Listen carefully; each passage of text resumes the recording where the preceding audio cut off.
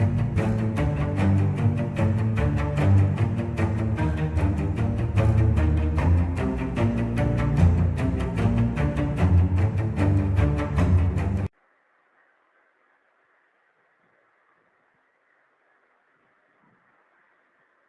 Friends, welcome to my channel beat your best.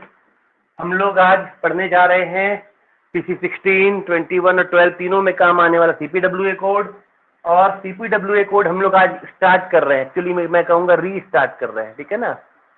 और ये restart में आज हम लोग पढ़ेंगे चैप्टर 1 एंड चैप्टर 2। और हम लोग कोशिश करेंगे कि इसको आज जल्दी जल्दी खत्म करें। अगर किसी को कुछ पूछना हो, किसी को कुछ कमेंट करना, किसी को कुछ पूछना हो तो मेरे जो यूट्यूब के व्यूअर्स हैं वो लोग वहाँ कमेंट सेक्शन में पूछ सकते हैं। जैसे मुझे समय मिलेगा मैं उनको बताऊंगा, ठीक है। तो हम लोग शुरू करते हैं चैप्टर नंबर 1 से। चैप्टर नंबर 1 आप लोग सब लोग निकाल लीजिए। चैप्टर 1 ये वाला, ये है एक्सटेंट ऑफ एप्लीकेशन। और इसका मतलब ये है कि आपका सीपीडब्ल्यूए कोड किन किन डिपार्टमेंट में पूरा लागू पड़ेगा और किन किन डिपार्टमेंट में लिमिटेड, ठीक है। और जिसमें पूरा लागू पड़ेगा उसमें तो कोई प्रॉब्लम है नहीं, और जिसमें लिमिटेड लागू पड़ेगा उसमें कहां तक लागू पड़ेगा, राइट। तो जो भाई सीपीडब्ल्यूडी में से आपको सेंट्रल गवर्नमेंट के 4 डिपार्टमेंट हैं, ठीक। डीआरपीटी है ना, सेंट्रल गवर्नमेंट के 4 डिपार्टमेंट आप लोग देख पा रहे हैं ना, ठीक है। वो है डिफेंस, रेलवे, पोस्ट और टेलीकम्युनिकेशन। इन 4 डिपार्टमेंट को छोड़ दिया जाए तो all other departments are considered as civil department. ऐसे सिविल डिपार्टमेंट तो रेलवे, पोस्ट और टेलीकम्युनिकेशन भी है, लेकिन इनको इसमें प्रॉपरली कंसिडर नहीं किया जाता है। सिविल डिपार्टमेंट का जितना काम होगा उसमें सब में सीपीडब्ल्यूए काम करेगी, ठीक है, काम करेंगे। और उसमें सीपीडब्ल्यूडी काम करेगा, मतलब सीपीडब्ल्यूडी यानी डिवीजन काम करेगा या डिपार्टमेंट काम करेगा। और इसमें जहां पे सीपीडब्ल्यू डिवीजन काम करेगा वहां पे सीपीडब्ल्यू अकाउंट्स कोड पूरा का पूरा लागू पड़ेगा, ये वाला पोर्शन, ठीक है। तो इसका मतलब क्या हो गया कि सेंट्रल गवर्नमेंट के सिविल डिपार्टमेंट पूरे के पूरे सीपीडब्ल्यूए वहां पे अप्लाई होंगे। इसमें एक और टर्म यूज किया गया है, वो यूज किया गया कि मिलिट्री इंजीनियरिंग सर्विस। अब मिलिट्री इंजीनियरिंग सर्विस देख के घबरा मत जाइएगा, जैसे मैंने आपको लिख दिया ये डिफेंस वाला मामला है ना, तो आखिर मिलिट्री इंजीनियरिंग सर्विस तो इसी का पार्ट होगा कि नहीं होगा, बोलिए, होगा ना सर। एमएस तो डिफेंस का ही पार्ट है। यस सर, बिल्कुल। तो इसीलिए आप इसको देख के घबराने का बिल्कुल नहीं है। बाकी इसमें आपको किताबें बताई गई हैं, वो सारी की सारी किताबें आपके सिलेबस में ऑलरेडी है। उदाहरण के तौर पे आपको याद बिल्कुल नहीं करना है, पीसी 8 का सिलेबस आप लोग देख लीजिए। पीसी 8 के सिलेबस में गार है, हाँ या ना? डीएफआर है, रिसीट एंड पेमेंट है कि नहीं? रिसीट एंड पेमेंट रूल है सर। डेलीगेशन ऑफ मैं साल सही लिख रहा हूँ कि हाँ, डीएफपीआर है। ये सारे का सारा जो है आपके इस किताब के चैप्टर 1 में रेफरेंस में दिया हुआ है।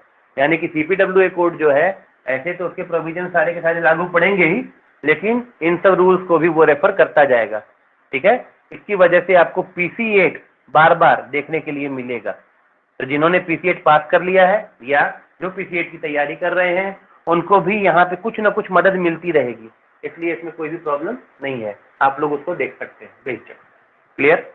उसके अलावा लिमिटेड एक्सेस में और कहाँ है, तो मैं आपको बता देना चाहता हूँ कि स्टेट गवर्नमेंट ने राष्ट्रपति की मंजूरी लेकर, ठीक है, अपना अलग अकाउंट कोड पारित कर दिया है। उदाहरण के तौर पे हम लोग पढ़ रहे हैं सीपीडब्ल्यूए, लेकिन क्योंकि मैं झारखंड में काम करता हूँ और बाइफर्केशन के बाद झारखंड ने अपना कोई अकाउंट कोड नहीं बनाया, यहाँ पे बीपीडब्ल्यूए यानी Bihar public works account code लागू पड़ता है ना।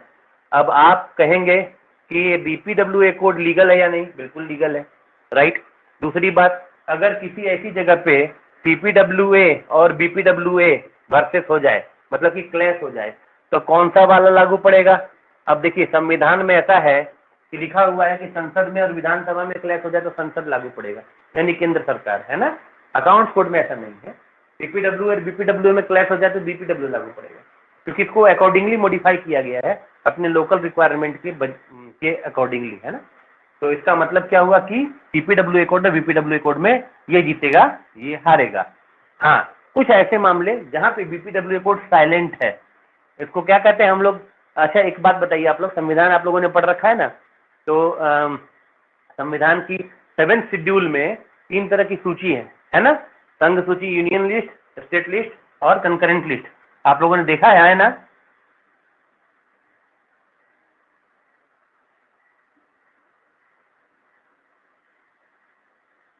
अरे भैया नहीं बोल दीजिए, इसमें क्या लगता है?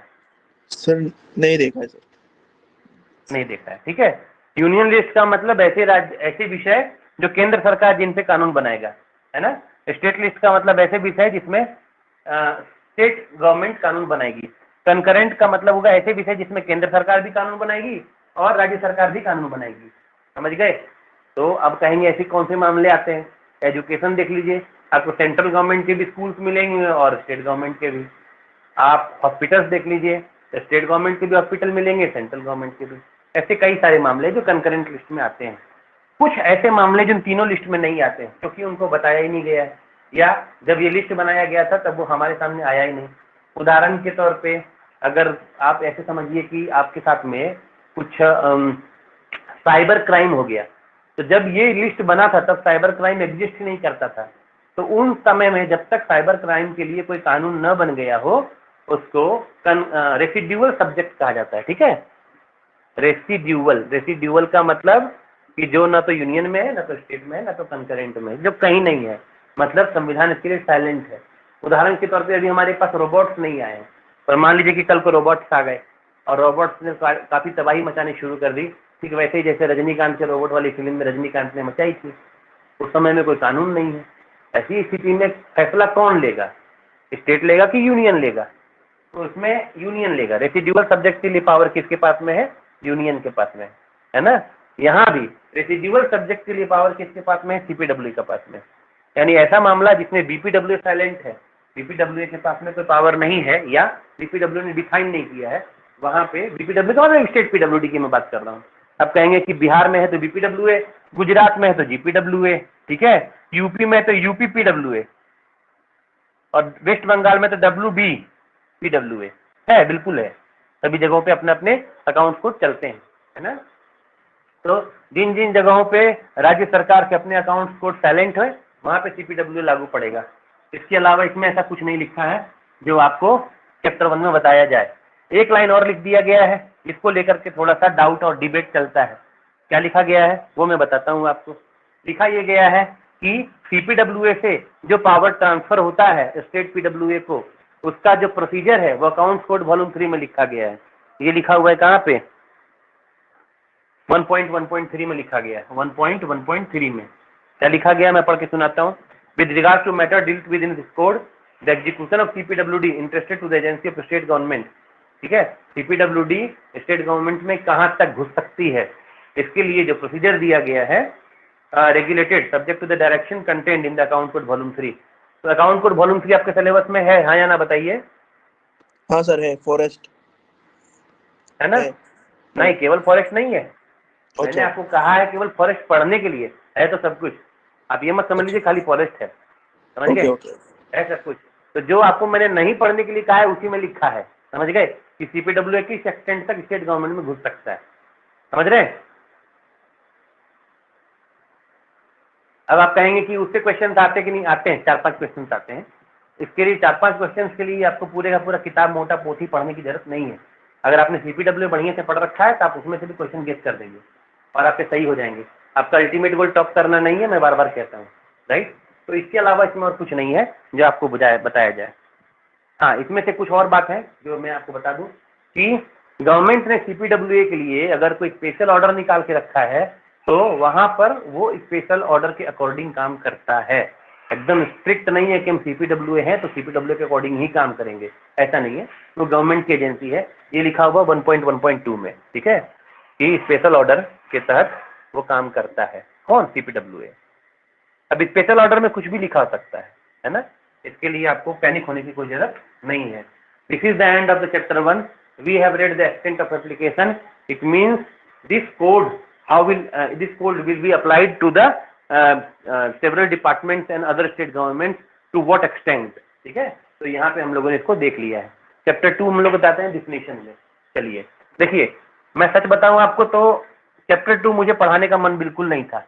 ये इसलिए नहीं कि पढ़ाने के लिए मुझे आता नहीं, इसलिए कि ये टाइम की बर्बादी है। क्यों बर्बादी है? आप लोग चैप्टर 3, 4, 5, 6, 7, 8, 9, 10 और उसके बाद 13, 12, 13, 15 और 22 जो चैप्टर्स मैंने रिकमेंड आप लोगों को किए हैं, उनका ही जिस्ट इसमें दिया हुआ है। मतलब आप लोग उसको देखेंगे और फिर पाएंगे कि आपको उसको दोबारा से पढ़ना पड़ रहा है। लेकिन फिर भी क्योंकि आप लोग नए हैं और आप लोगों को एक तरह से उन टर्म्स से फैमिलियर होना जरूरी है, तो मैं आप लोगों को पढ़ाता हूँ। ठीक, देखिएगा ध्यान से। हम लोग का जो ऑर्गेनाइजेशन है वो है CAG। हम लोग क्या पढ़ने जा रहे हैं? चैप्टर 2। चैप्टर 1 किसी को कुछ पूछना है तो आप लोग पूछ सकते हैं। पूछना है किसी को, हाँ या ना? नो सर, नो सर, नहीं। है ना? काफी है, काफी है, काफी है। चलिए चैप्टर 1 स्टार्टर समझिए, मेन कोर्स चैप्टर 2 है ना। चलिए चैप्टर 2 में हम लोग सबसे पहले एंट्री करते हैं, और एंट्री करते ही जो पहला टर्म है, अच्छा चैप्टर 2 में जितने भी डेफिनेशन दिए गए ना, सब अल्फाबेटिक क्रम में दिए गए हैं। इसका आपके चैप्टर के अंदर के कंटेंट से कोई लेना देना नहीं है, समझ गए? ये नहीं कि जो उसमें पहले दिया गया वो चैप्टर में पहले है, ऐसा कुछ नहीं है, राइट। तो अल्फाबेटिकली दिया हुआ है। पहला टर्म है अकाउंट्स ऑफिसर, है ना। अकाउंट्स ऑफिसर का मतलब हम लोग क्या समझते हैं, इसको समझाने के लिए मुझे थोड़ा एक्सप्लेन करना होगा। क्या एक्सप्लेन करना होगा? देखिए, हमारा जो है ऑर्गेनाइजेशन वो CAG ऑर्गेनाइजेशन है या ना? बिल्कुल बताइए, यस सर, है कि नहीं? यस सर, एकदम है ना। और CAG के नीचे हर एक राज्यों में AG काम करते हैं। अब PAG मत कह दीजिएगा, PAG भी एक पोस्ट है, पर बेसिकली लोग AG के नाम से ही जानते हैं, है ना। तो जैसे मान लीजिए AGB मतलब AG बिहार, AGJ माने AG झारखंड, AGWB माने AG वेस्ट बंगाल, AGD मतलब AG दिल्ली, ऐसा है। और इस तरीके से हर एक राज्य ड्यूटी विद लेजिस्लेचर में अपने अपने AG सरकार हैं, ठीक है। और उनको ही उस राज्य का अकाउंट्स ऑफिसर कहा जाता है। समझ गए हाँ कि ना? मतलब AGB हाँ sir. Is accounts officer of Bihar government. समझ गए कि नहीं? है ना। पर हम लोग ये तो नहीं पढ़ रहे हैं, क्योंकि हम लोग को तो स्टेट गवर्नमेंट का पढ़ना ही नहीं है। और बिहार गवर्नमेंट में भी स्पेशली क्या, हम लोग BPW नहीं ना पढ़ रहे हैं जी, कि हम लोग कहेंगे कि स्टेट PWD का मामला है। क्योंकि स्टेट PWD अपना अकाउंट किसको जमा करता है? AG A&E को। हाँ, AG A&E कहेंगे उसको, क्योंकि AG ऑडिट भी होता है ना, है कि नहीं। लेकिन हम लोग क्या पढ़ रहे हैं? हम लोग पढ़ रहे हैं CPWA। CPWA जो है वो यहाँ पे है, ठीक है। और CPWA के पास में अपने ऑर्गेनाइजेशन में आप लोग ध्यान से देखिएगा कि ये है DG डायरेक्टर जनरल, है ना, DDG डिप्टी डायरेक्टर जनरल, उसके नीचे ADG एडिशनल डायरेक्टर जनरल, ठीक है। उसके अलावा इंजीनियर इन चीफ दिखाई पड़ रहा है आप लोगों को, हाँ या ना? हाँ सर, हाँ सर। है ना, engineer in chief, chief engineer. अब कल मुझे किसी ने कहा कि चीफ इंजीनियर का पोस्ट एबॉलिश हो गया है, पर अभी तक मुझे पता नहीं है, इसलिए मैं लिख रहा हूँ, आप लोगों को बता भी रहा हूँ। अगर एक्चुअल में हो गया है तो आप लोग कमेंट में लिख सकते हैं, यूट्यूब में जो मेरा वीडियो जाएगा उसमें, है ना। उसके बाद में चीफ इंजीनियर के नीचे होगा सुपरिंटेंडिंग इंजीनियर, है ना। उसके बाद में होगा एग्जीक्यूटिव इंजीनियर, उसके बाद में होगा असिस्टेंट इंजीनियर, ठीक है। उसके बाद में होगा जूनियर इंजीनियर, ठीक है। इसको कहेंगे सेक्शन ऑफिसर, इसको कहेंगे सब डिविजनल ऑफिसर SDO, इसको कहेंगे डिविजनल ऑफिसर मतलब DO, इसको कहेंगे सर्कल ऑफिसर मतलब CO, इसको कहेंगे जोनल ऑफिसर मतलब JDO, ठीक है। इसके ऊपर में अपन नहीं जाएंगे, ठीक है। तो अब क्या है, इसमें से जो डिविजनल ऑफिसर होता है ना, ये वाला यही अपना अकाउंट बनाता है और यही जमा करता है, समझ गए। तो अब हमारे पास में एक ऑर्गेनाइजेशन हो गया CAG, दूसरा ऑर्गेनाइजेशन हो गया CGA, controller general of account, ठीक है। और कंट्रोलर जनरल ऑफ अकाउंट के नीचे में CCA काम करते हैं। कौन काम करता है? CCA, chief controller account. Chief controller of account. CCA CA एक ही बात है। CCA CA वैसे ही है जैसे PAG AG होते हैं, है ना, ठीक है। तो CCA जो होते हैं हर डिपार्टमेंट के होते हैं। CCA डिफेंस, है ना, CCA commercial, CCA education, CCA commercial, CCA external affair, ऐसे हर एक डिपार्टमेंट के अपने अपने सीसीए हैं, समझ गए। तो इनका जो कैडर कंट्रोलिंग अथॉरिटी होता है ना अकाउंट्स ब्रांच का, वो सीसीए होता है। हमारे यहाँ स्टेट गवर्नमेंट में जो कैडर कंट्रोलिंग अथॉरिटी होते हैं वो एजी ऑफिस होते हैं। क्योंकि हम लोग सीपीडब्ल्यूए पढ़ रहे हैं तो सीपीडब्ल्यूए का मामला ये डील करेगा कि ये डील करेगा, बतलाइए। सीजीए। सीजीए डील करेगा, बिल्कुल सही। क्योंकि ये जो अपना अकाउंट है ना कहाँ जमा करता है, पाओ को। कहाँ जमा करता है, पाओ को, ठीक है। और पाओ किसके नीचे काम करता है, सीसीए के नीचे, समझ गए। अब ये हायरार्की मैंने नहीं लिखी है इसलिए आप लोग कंफ्यूज मत हो जाइएगा कि सीसीए के ठीक नीचे पाओ होता है, लेकिन पाओ को वो जमा करता है, समझ गए। जैसे कि ये एजी को जमा करते हैं, स्टेट पीडब्ल्यूडी के जो एग्जीक्यूटिव इंजीनियर होते हैं वो अपना अकाउंट किसको जमा करते हैं, एजी को, समझ गए। Yes sir. इस लिहाज से हम लोग जो है यानी कि एजीएएनडी जो है स्टेट पीडब्ल्यूडी के अकाउंट ऑफिसर है, और सीपीडब्ल्यू का अकाउंट ऑफिसर कौन होगा, पाओ। नहीं, पाओ नहीं होगा, पाओ नहीं होगा, सीसीए होगा। क्यों सीसीए होगा, क्यों पाओ नहीं होगा, वो मैं आपको एक्सप्लेन करता हूँ। इसका डेफिनेशन अकाउंट ऑफिसर, उसमें देखिए, उसको पढ़िए क्या लिखा हुआ है अकाउंट ऑफिसर के डेफिनेशन में। Account officer means the head of an office of accounts or the head of a pay and account officer set up under the scheme of departmentalization of accounts. बिल्कुल सही। इसका मतलब क्या हो गया कि ये हेड ऑफ द ऑफिस है, समझ गए, अकाउंट ऑफिसर। अभी इसके बारे में कल थोड़ा डिस्कशन हुआ था, मैं क्लियर कर देता हूँ, ठीक है। हेड ऑफ द ऑफिस और हेड ऑफ द डिपार्टमेंट, समझ गए, एचओडी। तो होता क्या है ना कि एजी ऑफिस के मामले में जो एचओडी होते हैं वो एजी होते हैं, और हेड ऑफ द ऑफिस जो होते हैं वो डीएजी होते हैं, है ना। अच्छा, डीएजी में डीएजी एडमिन, अपना एडमिन ब्रांच के हेड ऑफ द ऑफिस हुए। उसी तरीके से डीएजी वर्क्स जो होते हैं ना, डीएजी वर्क्स, समझे, वो अकाउंट्स ब्रांच के हेड ऑफ द ऑफिस होते हैं। तो ये जो स्टेट पीडब्ल्यूडी अपना अकाउंट जमा करता है वो डीएजी वर्क्स के पास जमा करता है, न कि एजीएएनडी के पास में। मामला समझ में आ रहा है आपको। हाँ सर, हाँ सर, ओके। उसी तरीके से हेड ऑफ द ऑफिस यहाँ पे पाओ कहलाएगा और head of the department CCA, समझ रहे हैं। जी सर। सर ये दोबारा बताना प्लीज, ये हेड ऑफ डीएजी द वाला। ऑफिस जो, हाँ देखिए, पहले आप समझिए एचओडी कौन होता है। एचओडी जो होगा वो सुप्रीम पावर है, समझ गए। तो एजी ऑफिस जो होता है एचओडी होता है, एजी साहब हमारे, समझ गए। और उनके नीचे हमारे यहाँ 3 डीएजी हैं, कहीं बड़ा राज्य होगा 4 5 डीएजी भी होंगे, समझ गए। तो जो वो डीएजी हैं अपने ऑफिस के हेड ऑफ द ऑफिस कहलाते हैं। तो एडमिन जो डीएजी एडमिन है, एडमिन ब्रांच के office head of the office कहलाएंगे। ऐसे ही डीएजी वर्क्स हैं एक हमारे यहाँ, जो पीडब्ल्यूडी अपना अकाउंट जमा करता है ना, एग्जीक्यूटिव इंजीनियर, वो डीएजी वर्क्स को जमा करता है, समझ गई मैम, न कि एजीएनडी को।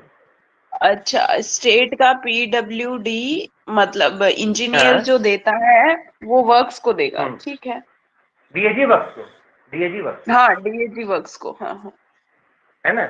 और यहाँ पे सेंट्रल गवर्नमेंट के जो सीपीडब्ल्यूडी के जो एग्जीक्यूटिव इंजीनियर होते हैं वो अपना अकाउंट किसको जमा करते हैं, पाओ को, ठीक है। तो पाओ जो हो गया वो हो गया हेड ऑफ द ऑफिस, है ना, और सीसीए हो गया एचओडी, समझ गए, है ना। चलिए अब आगे बढ़ जाते हैं। आगे है ऑडिट ऑफिसर। अच्छा, ऑडिट ऑफिसर जब, हाँ बोलिए बोलिए बोलिए बोलिए।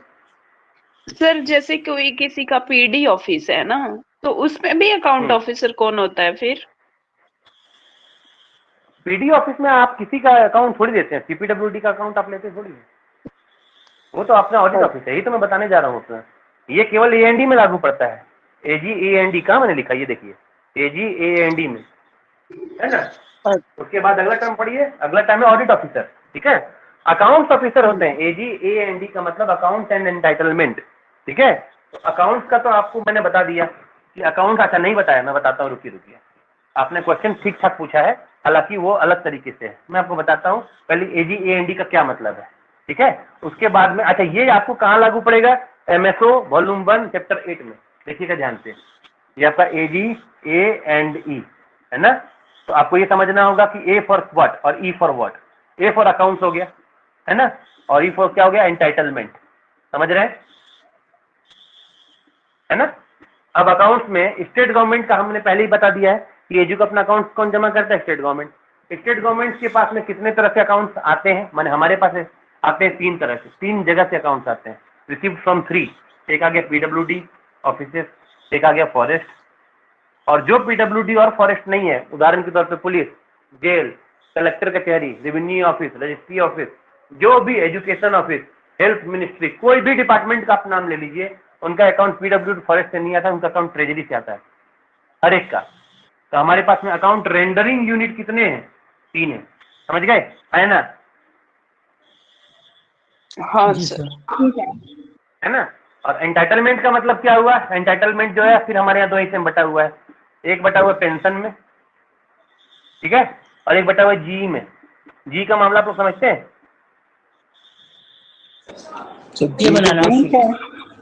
जी तो क्वेश्चन है लेकिन गैजेटेड एंटाइटलमेंट या गैजेट एंटाइटलमेंट, ठीक है। ओके ओके, तो ये हमारा ए एंड डी है, अकाउंट्स एंड एंटाइटलमेंट। क्लियर हुआ।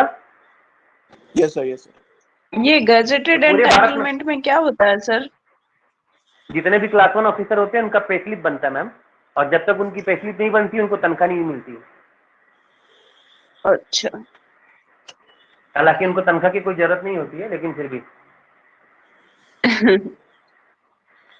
ठीक है। चलिए तो हम आगे बढ़ जाए। चलिए अब हम क्या देख रहे हैं, सेकंड वाला, यानी कि ऑडिट ऑफिसर, है ना।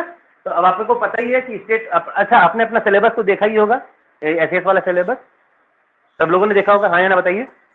हाँ सर देखें। जी सर। है ना। चलिए एसएस के सिलेबस से हम समझेंगे कि इसको हमको क्या कहना चाहते हैं, हम क्या पढ़ने जा रहे हैं, ऑडिट ऑफिसर, है ना, ऑडिट ऑफिसर, राइट। अच्छा, ऑडिट ऑफिसर के बारे में एक खास बात जान लीजिए कि डीपीसी एक्ट जो 1971 है ना, कितने लोगों ने देखा है डीपीसी एक्ट? सर देखा तो है लेकिन भूल गए सब कुछ। यस सर, पढ़ा है। अच्छा कोई बात नहीं। हाँ, सेक्शन 13 याद है किसी को? Yes sir. क्या है बताइए तो जरा। ऑडिट 13 के 1 में सर वो audit of consolidated fund of India, दूसरे में sir public work and contingency fund of India, और तीसरे में manufacturing accounts, profit and loss accounts, ये सब है सर। स्टेट गवर्नमेंट का भी है उसी में, अच्छा। समझे। इसका मतलब ये है कि हम जो है ऑडिट के मामले में सर्वे सर्वा है, ऑल इन ऑल। समझ गए, हम जिसका चाहे उसका ऑडिट कर सकते हैं। समझ गए। हमारे पास में लकड़ी का मोम का बंदूक है, ऑडिट का जो ग्रीन कलर का पेन होता है ना, वो मोम की बंदूक है। हम वो बंदूक किसी को भी दिखा सकते हैं, डरा सकते हैं, बस आपके सामने वाला डरने को तैयार हो जाए।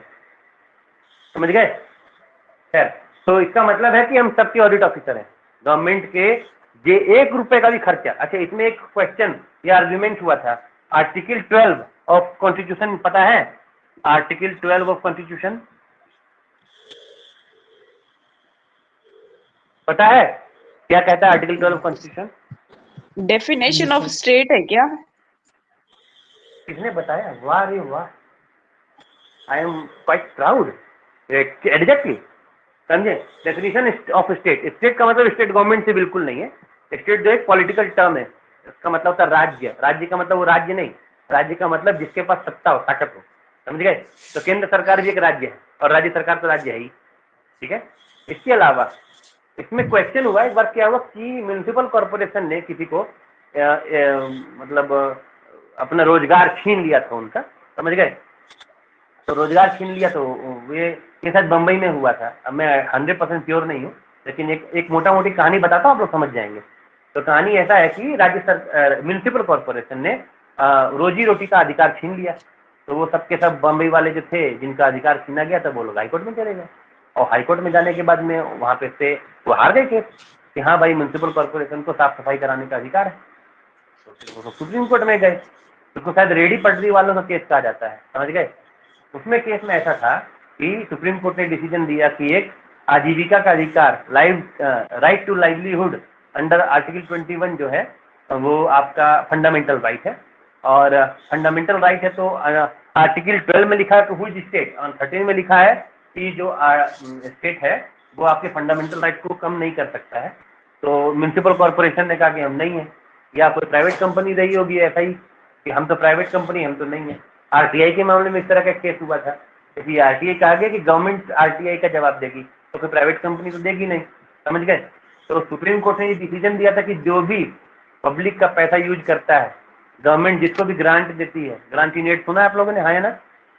यस सर सुना। वो सब के सब स्टेट, हाँ वो सब के सब स्टेट, वो सब के सब आर्टिकल 12 के तहत स्टेट है।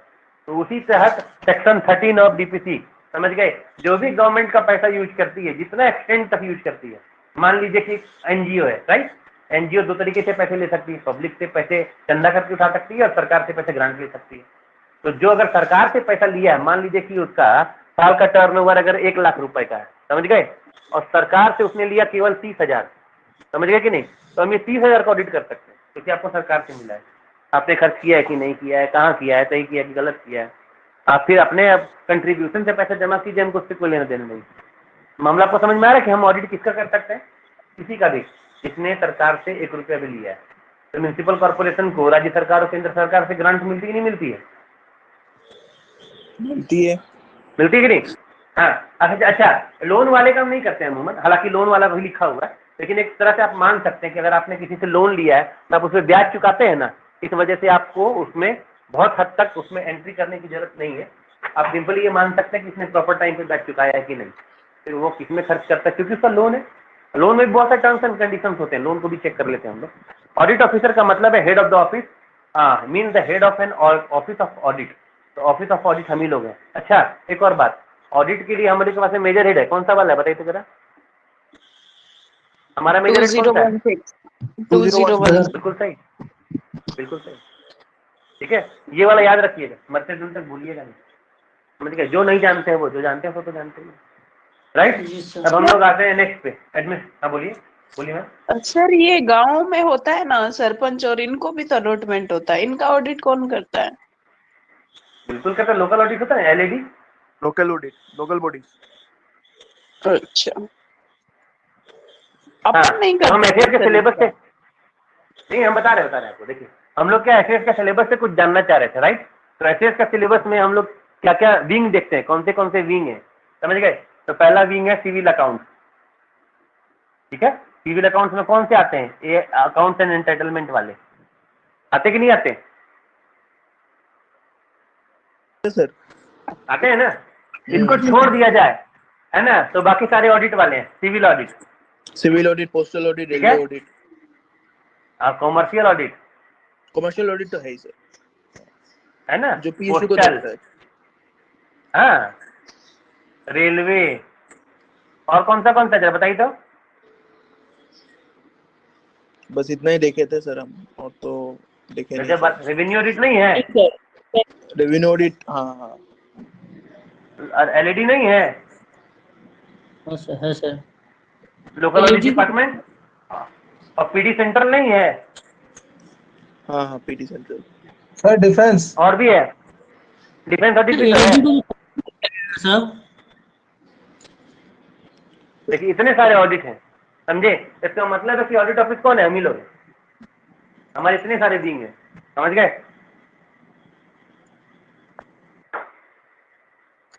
समझे कि नहीं?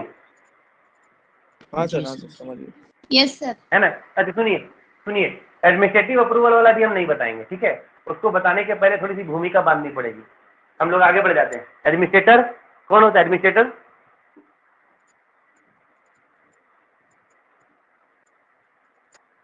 पढ़िए कौन है एडमिनिस्ट्रेटर, पढ़िए। Means an administrator of union territory by whatever name designated. हाँ, इसका मतलब है कि यूटी का जो मालिक होता है उसको एडमिनिस्ट्रेटर कहते हैं, है कि नहीं। तो आपको ये पता है कि यूटी के जो मालिक होते हैं उनको हम लोग कहते हैं डिप्टी गवर्नर, कहते कि नहीं कहते? हाँ, डिप्टी गवर्नर नहीं सॉरी, लेफ्टिनेंट गवर्नर कहते हैं यार, गजब, लेफ्टिनेंट गवर्नर कहते हैं, एलटी गवर्नर। हाँ सर, जो अरविंद केजरीवाल के साथ हुआ था ना, ठीक है समझ गया, इससे समझ गया। अब मैं नाम नहीं लेने वाला था, लेकिन कल मैंने लिया था हालांकि, ठीक है, लेकिन 2 दिन नहीं लेना चाहिए, लोग चिढ़ जाते हैं। तो लेफ्टिनेंट गवर्नर होते हैं, ठीक है, और एक होते हैं गवर्नर। अच्छा, एक क्वेश्चन है मेरा प्यार से, ज्यादा पावर किसके पास है, लेफ्टिनेंट गवर्नर के पास में कि गवर्नर के पास में? लेफ्टिनेंट के पास में, बोलिए बोलिए। लेफ्टिनेंट आई थिंक, किसके पास? मुझे तो लेफ्टिनेंट लगता है। अच्छा लगता है। अच्छा लेफ्टिनेंट कहने वाले कितने हैं हमारे पास में? 21 लोग हैं। कमाल, अच्छा रिकॉर्ड आपने बना दिया। 21 में लेफ्टिनेंट कितने हैं? सर मैं हूँ लेफ्टिनेंट, लगता तो अच्छा है, मैं काम भी। भी अच्छा हाँ है। तो ठीक है सर, इसका मतलब चलिए हम मान लेते 10 से ज्यादा होंगे, है ना? हाँ बिल्कुल सही है, लेफ्टिनेंट गवर्नर के पास ज्यादा पावर है। क्यों भाई, गवर्नर के पास कम पावर क्यों है? सर वैसे तो क्या देखा जाए इसलिए ना, क्योंकि, हाँ बोलिए बोलिए। गवर्नर राष्ट्रपति द्वारा मनोनीत होता है और लेफ्टिनेंट जनरल नहीं वो बात नहीं है, वो बात नहीं है। लेफ्टिनेंट गवर्नर भी राष्ट्रपति के द्वारा ही मनोनीत होता है। गवर्नर के पास कम पावर इसलिए है कि स्टेट कैबिनेट अगर बैठक करती है ना, स्टेट कैबिनेट, ठीक है, तो ये कोई भी डिसीजन लेती है, इसकी डिसीजन को उसको मानना पड़ता है, समझ गए? ये कानून बनाने के लिए, ध्यान से सुनिएगा, लीगल मामलों में ये जो डिसीजन होते हैं ना, वो रोक सकता है प्रेसिडेंट की मंजूरी के लिए, लेकिन एग्जीक्यूटिव मामलों में नहीं रोक सकता है, समझ गए? जबकि लेफ्टिनेंट गवर्नर जो है आराम से अरविंद केजरीवाल साहब के मंत्रिमंडल की निर्णयों की धज्जियां उड़ा सकता है, समझ गए? आपको ये पता है ना कि 3 विंग होते हैं गवर्नमेंट के। ये होता है लेजिस्लेटिव, एग्जीक्यूटिव और ये होता है जुडिशियरी। एग्जीक्यूटिव और जुडिशियरी। अच्छा जुडिशियरी तो बहुत आसान है, समझे? High court, supreme court, HC and SC, इसलिए इसको हटा देते हैं। लेजिस्लेटिव और एग्जीक्यूटिव में क्या अंतर है बताइए तुमसे, कोई भी एक आदमी। Legislative one who makes the rule and executive who execute the implement the rules. Simply इसका मतलब ये है कि जो विधानसभा कानून बनाती है ना, समझ गए, इन कानूनों को, यानी विधानसभा मतलब क्या उसको बोलते हैं, लेजिस्लेटिव असेंबली ना, LA, ठीक है, इनके बनाए लॉज को ये तो संविधान में संशोधन कर नहीं सकते हैं, लॉज को गवर्नर जो है वो भेज सकता है किसके पास में? पीजेड के पास में, समझे कि नहीं? लेकिन अगर स्टेट कैबिनेट ने कोई एग्जीक्यूटिव मीटिंग की है और कोई डिसीजन लिया है तो इसको मानना ही पड़ेगा। हाँ, ये कब नहीं मानेगा? जब वो कानून जो स्टेट गवर्नमेंट से बनाया है उसके दायरे के वो बाहर आगे बढ़ के डिसीजन लेगा तब। लेकिन कानून अगर ऑलरेडी बनाया हुआ है तो उसको वो कुछ नहीं कर सकता है, एग्जीक्यूटिव के निर्णय को मानना ही पड़ेगा, समझ गए? इसीलिए गवर्नर के पास में कम पावर है ना? चलिए, तो अभी हम लोग क्या क्या छोड़ रहे हैं? अगला एडवांस पेमेंट। एडवांस पेमेंट आप लोग जानते हैं कि नहीं जानते हैं? हाँ पेमेंट कर लिया लेकिन एडमिनिस्ट्रेटिव, मेजर नहीं किया। बिल्कुल सही, एडवांस पेमेंट है ना, इसको पेमेंट किया लेकिन मेजर नहीं किया, बिल्कुल सही। नहीं, पेमेंट किया तो मेजर नहीं किया, work done but not measured होता है, समझ गए? Work done but not measured. खैर, अप्रोप्रिएशन के बारे में बात करेंगे। हाँ, अप्रोप्रिएशन क्या है जरा बताइए तो, अप्रोप्रिएशन बताइए। ये सर फाइनल यूनिट होती है कि अब कितना पैसा कहाँ पर लगाना है, एकदम लास्ट में ऑब्जेक्टिव हेड का अप्रोप्रिएशन यूनिट आई थिंक। ठीक है, चलिए मान लेते हैं आपकी बात। कॉन्स्टिट्यूशन में कहाँ लिखा अप्रोप्रिएशन के बारे में? आर्टिकल सर याद था है? लेकिन भूल गया याद था। 112 अच्छा 112 तो एनुअल फाइनेंशियल स्टेटमेंट है ना, बजट। एप्रोप्रिएशन किसमें है? 116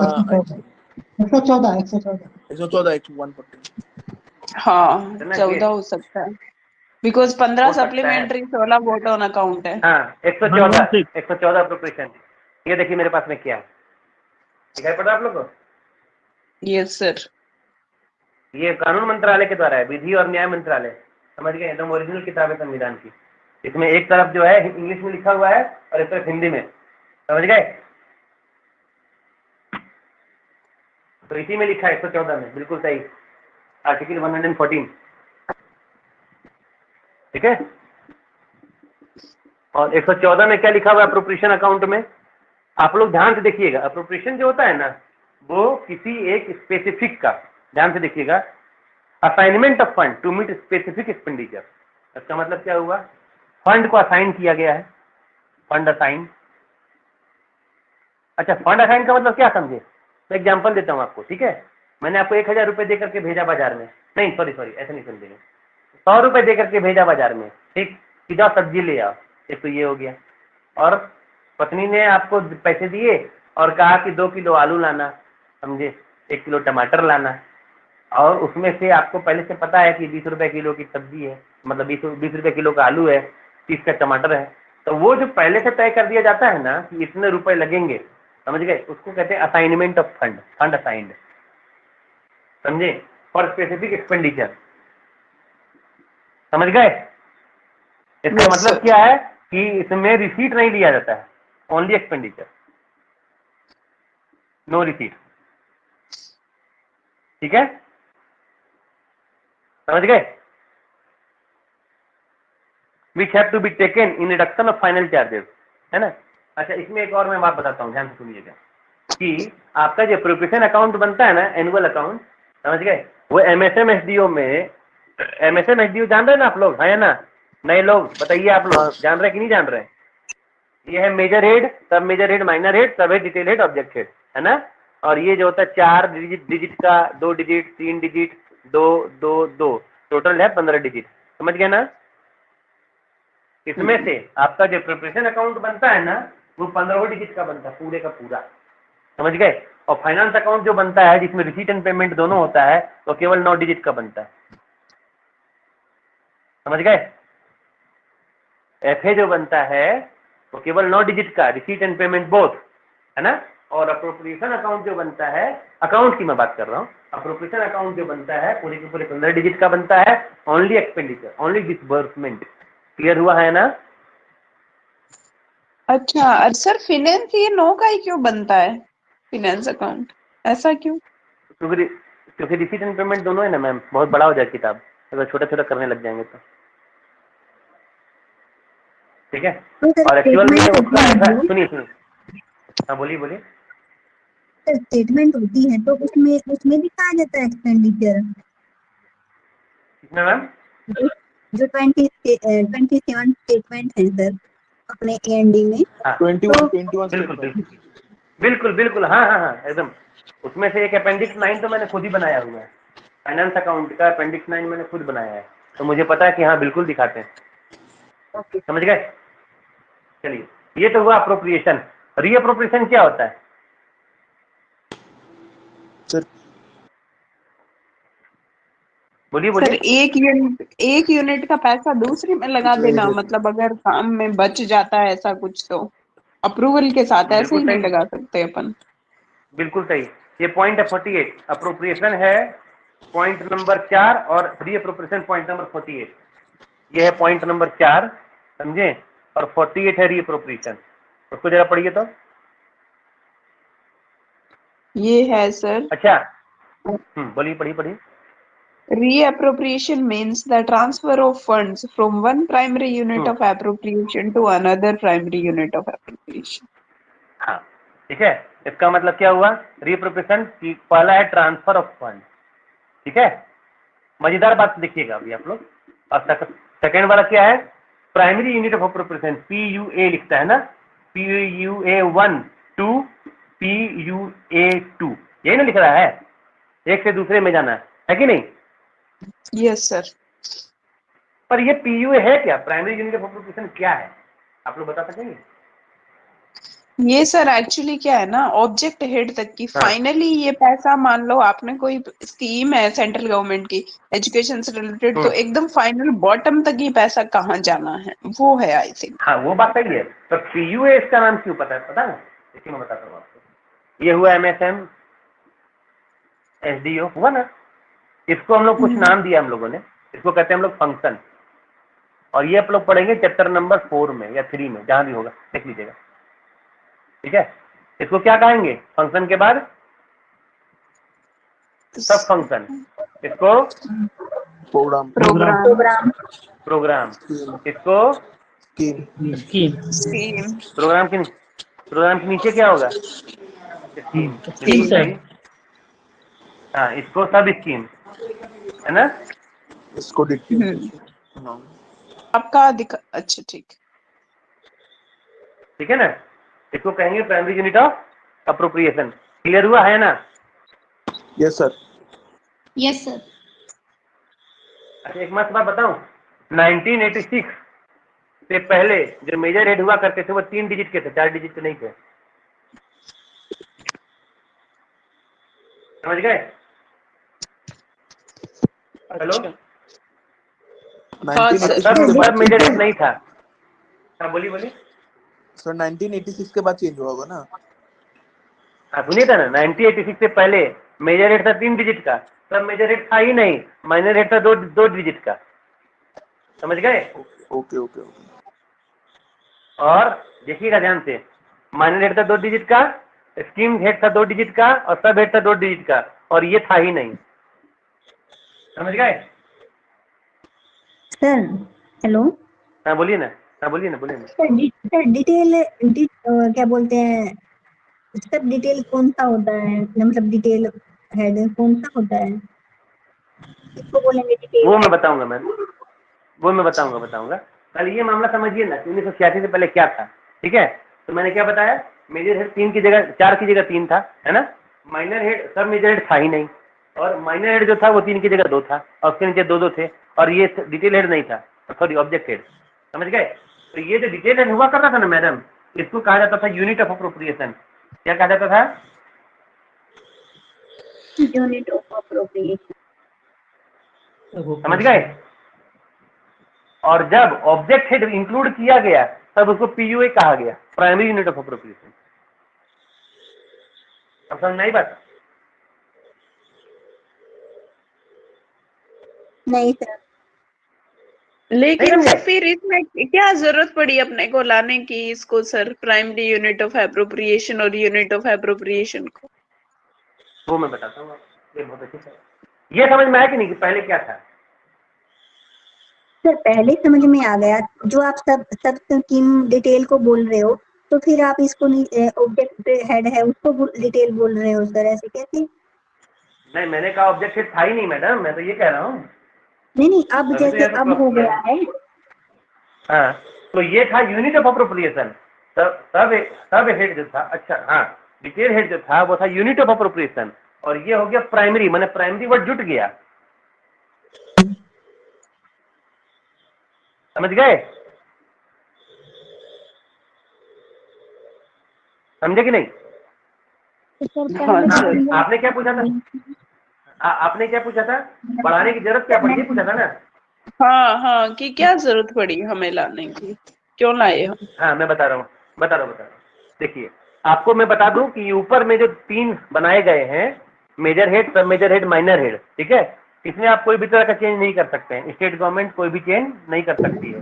no change allowed, no change by state. लेकिन सर ठीक है, सेंट्रल कर सकती इसमें है कोई ना, भी, सेंट्रल तो कर सकती है। हाँ बिल्कुल बिल्कुल बिल्कुल, ठीक है। अच्छा, और लोकल सेंट्रल चेंज कर दिया रिक्वायरमेंट जाए, के हिसाब से। हाँ इसमें चेंज नहीं हो सकता, मैं ये कह रहा हूँ। हाँ सर।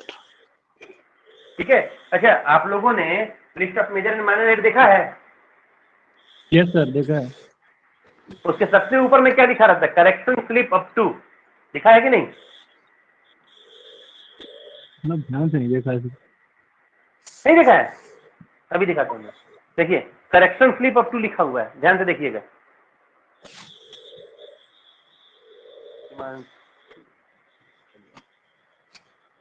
दिख रहा है आपको मेरा वाला स्क्रीन? नहीं सर। नहीं दिख रहा है? दिखेगा।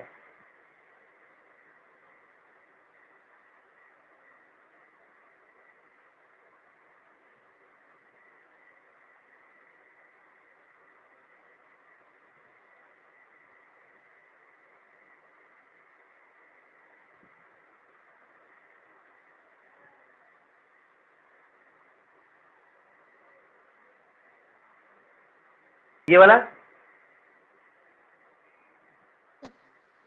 नो सर, आपकी स्क्रीन नहीं विजिबल है, मतलब पूरा नहीं स्क्रीन दिखाई दे रही है।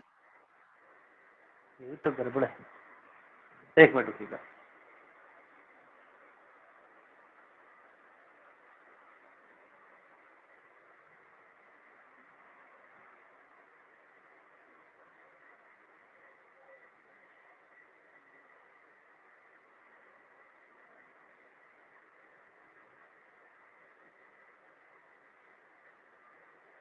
दिख रहा है? Yes sir. ये देखिए क्या लिखा हुआ है सबसे ऊपर में, correction slip incorporated up to लिखा हुआ है ना? लेकिन ये बहुत पुराना है, जानते हैं? नया वाला में जो है ये करेक्शन स्लिप 988 हो गया है। ये क्या मतलब है कि 988 टाइम्स करेक्शन हुआ है ये? Yes yes. और ये करेक्शन आपको कहाँ मिलेगा पता है? सीजीए के वेबसाइट पे। कहाँ मिलेगा? सीजीए, ओके, समझ गए? हमने जो नया वाला है उसको डाउनलोड कर लिया है, उसको हम लोग अपलोड करेंगे इसी में, पिगमेंट वाले में, ठीक है ना? तो जब जानते हैं नया वाला जो भी करेक्शन होता है ना, इन सभी करेक्शन में ऊपर के एमएसएम तक ही होता है, मेजर हेड, सब मेजर हेड और माइनर हेड लेवल तक ही करेक्शन होता है। समझ गए? और नीचे का जो करेक्शन है ना वो स्टेट गवर्नमेंट अपने अकॉर्डिंग करती है।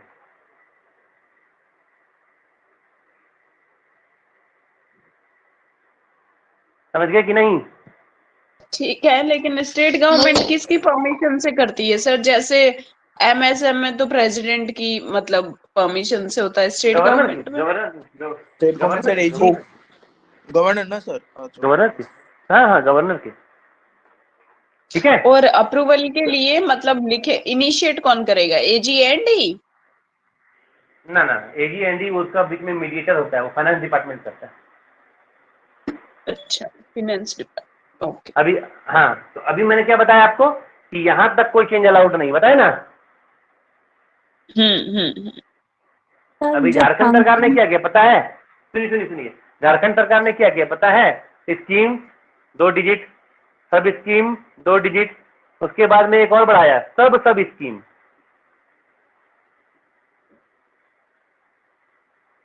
और फिर 2 डिजिट, और फिर ऑब्जेक्ट 2 डिजिट। इसका मतलब है कि झारखंड सरकार के पास में 15 डिजिट क्लासिफिकेशन न होकर के 17 डिजिट क्लासिफिकेशन है। अब कहिएगा कि ये क्यों हुआ? असल में लोकल रिक्वायरमेंट के हिसाब से या नेशनल रिक्वायरमेंट के हिसाब से जब सब्जेक्ट बढ़ जाता है तब आपको मेजर हेड का दायरा बढ़ाना पड़ता है।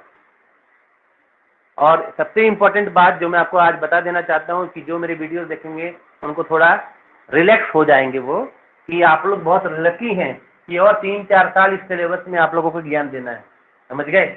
यूनाइटेड नेशंस ने कंपल्सरी कर दिया है, यूनाइटेड नेशंस का अपना गवर्नमेंट अकाउंटिंग सिस्टम इंट्रोड्यूस होने जा रहा है। इसके लिए कुछ सिलेक्टेड लोगों को ट्रेनिंग दी गई है। I was one of them, I have conducted training, और मुझे लग रहा है कि ये कुछ इसमें 5 साल और लगेंगे, और 5 साल के बाद में नया वाला पैटर्न आ जाएगा अकाउंटिंग सिस्टम का। इसमें हमारी ऑफिस इन्वॉल्व है, सीएजी ऑफिस, और इसमें से एक रिटायर्ड डिप्टी सीएजी मैम है, उनका मैं नाम नहीं लूँगा, उनको इसमें कोऑर्डिनेटर मेन बनाया गया है, और वही सब कुछ कंट्रोल कर रही हैं, वही मीटिंग ऑर्गेनाइज करती हैं। हो सकता है आप लोगों में से भी कुछ लोगों ने किया होगा, हो सकता है ना किया हो, तो आगे करेंगे। और ये जो आप लोग देख रहे हैं ये कुछ ही सालों में खत्म हो जाएगा बिल्कुल, और नए तरह का जो अकाउंटिंग सिस्टम है बिल्कुल अलग है, उसको सीखने में इससे ज़्यादा सरदर्द है। मैं सच बता रहा हूँ, ये थोड़ा सा आसान है। समझ गए? सर 1986 में ऐसा क्या हुआ कि हमने तभी इसको चेंज किया? ये एक बार बताना। ये डिपार्टमेंटलाइजेशन था क्या कुछ? डिपार्टमेंटलाइजेशन नहीं ऐसा नहीं है। डिपार्टमेंटलाइजेशन तो देखिए मैम, देखिए सबसे पहले तो डीपीसी 1971 में आया, ड्यूटीज पावर एंड वो 1970 है ना। उसके बाद में इसका जो इम्प्लीमेंटेशन हुआ वो 1976 से हुआ। डिपार्टमेंटलाइजेशन जो हुआ वो 1/4/1976 से हुआ। समझ गए? और फिर ये चलता रहा, ये क्रम चलता रहा, प्रोसेस चलता रहा। मैं कह तो रहा हूँ कि जैसे आपको ये पता चल गया ना कि 988 करेक्शन हो चुके हैं। ये करेक्शन कोई एक दिन की प्रोसेस नहीं है कि अचानक से कोई घटना घटी और कुछ हो गया, वो हमेशा चलता रहता है, और हमेशा उसमें से माइनर हेड, मेजर हेड नए इंक्लूड किए जाते हैं। उदाहरण के तौर पर जब तक जीएसटी इंट्रोड्यूस नहीं हुआ था तब तक 005 से लेकर के 0009 एग्जिस्ट ही नहीं करता था। सबसे पहले जो मेजर हेड स्टार्ट होता था वो 0021 से स्टार्ट होता था। समझ गए? लेकिन आज है ना, स्टार्ट हो रहा है ना 005 से। तो ये कैसे हुआ? ये करेक्शन स्लिप से हुआ। जैसे जैसे नए सब्जेक्ट आएंगे वैसे वैसे छूटेगा। आपको मैं और बता दूं, एक नया माइनर हेड इंट्रोड्यूस हुआ है, उसको भी आप लोग देख लीजिएगा, वो बहुत इंपॉर्टेंट है। और आप लोगों को पूछेगा तो नहीं, जीएसटी का क्या है माइनर हेड बताइए तो? 139 अंडर मेजर हेड सर ये भूल गया, मेजर हेड भूल गया। बोली मैं भूल गया सर, माइनर आप मेरी क्लास करते हैं, ये बहुत अच्छी बात है, पूरा ध्यान देके कीजिए, ठीक है। 8658 वही सस्पेंस वाला मेजर है, ठीक है, और 139 क्लियर हुआ हाँ yes sir, yes sir, yes है ना, बिल्कुल सही। ये जीएसटी के लिए नया इंट्रोड्यूस हुआ है, जीएसटी टीडीएस, ये जीएसटी टीडीएस है, टैक्स डिडक्टेड एट सोर्स में जीएसटी। ऐसे इनकम टैक्स का जो कटता है वो कौन सा मेजर हेड में कटता है? 112 हाँ बिल्कुल सही है, 1112 का मतलब बहुत ज्यादा हो जाएगा ना, ठीक है। तो ये मामला आप लोगों को समझ में आ गया होगा कि अप्रोप्रिएशन हाँ, सर। किसको कहते हैं, रीअप्रोप्रिएशन किसको कहते हैं, है ना। अप्रोप्रिएशन जो हुआ वो हुआ क्या उसको कहते हैं, कौन सा फंड, असाइनमेंट ऑफ फंड, और ट्रांसफर ऑफ फंड हो गया आपको रीअप्रोप्रिएशन। तो आपको एक टर्म में अगर अप्रोप्रिएशन और रीअप्रोप्रिएशन याद करना हो तो अप्रोप्रिएशन के लिए आप लोग याद करिएगा assignment of fund, assignment of fund, और रीअप्रोप्रिएशन के लिए आप लोग याद कीजिएगा ट्रांसफर ऑफ फंड, ठीक है। बस इससे ज्यादा उल जलूल याद करने की जरूरत नहीं है ना। इसके अलावा आपको इतना ही जान लेना है कि एक्सपेंडिचर से जुड़ा हुआ मामला है, इसमें रिसीट का कोई लेना देना नहीं। क्लियर हुआ? Yes sir. है ना, बताइए, है ना। चलिए आगे। Yes sir. असेट, असेट हम लोग जानते हैं हमारा सेट क्या है, सीपीडब्ल्यूडी का सेट क्या होगा? 2059 असेट क्या होगा? असेट जो बिल्डिंग्स वगैरह बनाते हैं सर।